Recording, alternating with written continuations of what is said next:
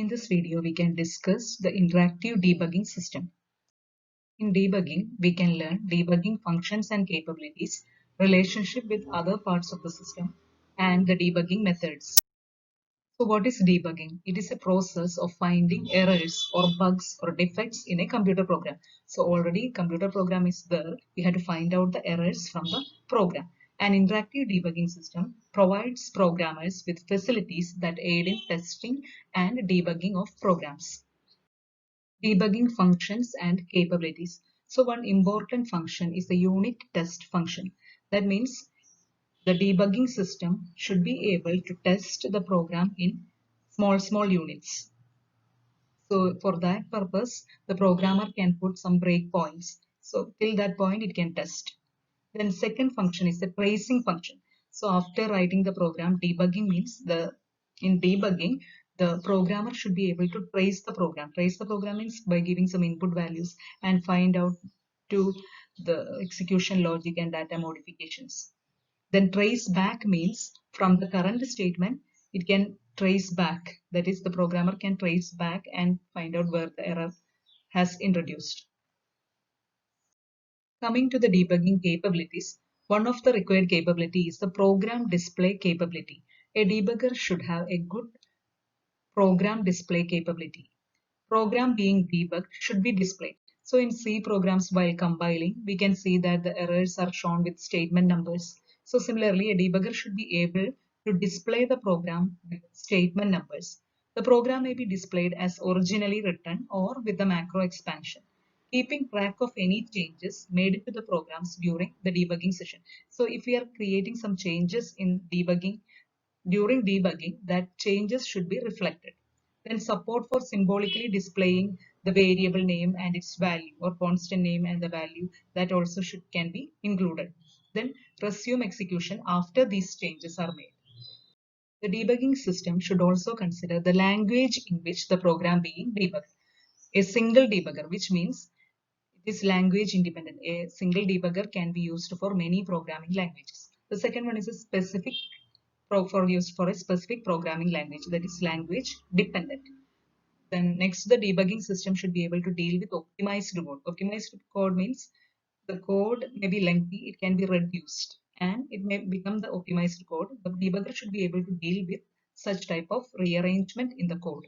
Then storage of variables. When a program is translated, the compiler assigns a home location in the main memory for each of the variables. Variable values can be temporarily held in some of the registers to improve the speed of access.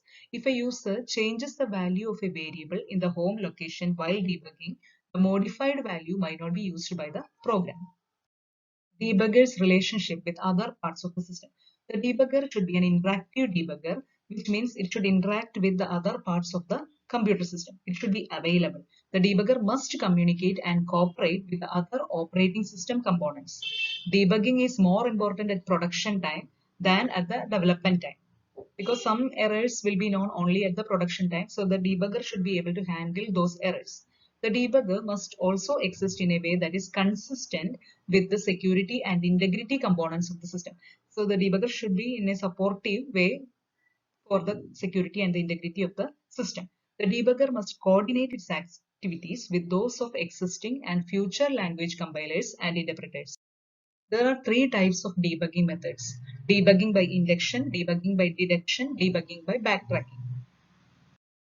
Debugging by induction. This is one of the methods of debugging. Debugging means finding out the errors. So in induction, it is a bottom-up approach. That is, from one proceeds from the particulars to the whole by starting with the symptoms of the error in the result of one or more test cases and looking for relationship among the systems. So it is following a bottom-up approach. From one error or symptoms, it is finding out the relationship and it is reaching to the entire system. So in this figure, we can see the different steps in debugging by induction.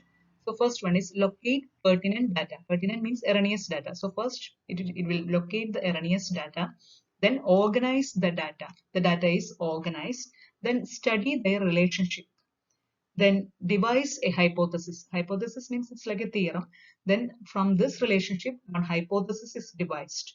and if it is not able to devise a hypothesis, cannot means again go back and locate pertinent data. These steps has to be repeated. If it can devise a hypothesis and a hypothesis is formed means then next is prove that hypothesis. Cannot prove means again devise the hypothesis. Once it is proved, then we can fix the error. So from small to big, the approach is from bottom to top. These are the steps of debugging by induction, which is shown in the figure. So first step is to locate the pertinent data. Consider all the available data or symptoms about the problems. Second, organize the data. The pertinent data is structured to allow one to observe patterns of particular importance and search for contradictions. One such organization structure can be a table. Then after that, devise a hypothesis. In this step, study the relationship between the clues and devise using patterns one or more hypotheses about the cause of the error. Then prove that hypothesis. Prove the reasonableness of the hypothesis before proceeding. A failure to this results in the fixing of only one symptom of the problem. Next method is the debugging by deduction.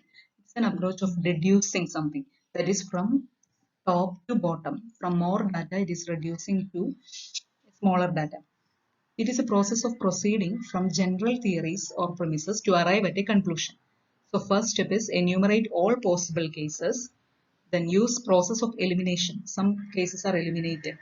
If after elimination nothing is left means again repeat the same process. Collect more data and again enumerate possible causes. Then after use process of elimination, then next step is refine remaining hypothesis. So whatever hypothesis we have got, we have to refine it. Then prove the remaining hypothesis. If it cannot be proved means repeat the same process. If it can be proved, then we can fix the error. So that is debugging by deduction.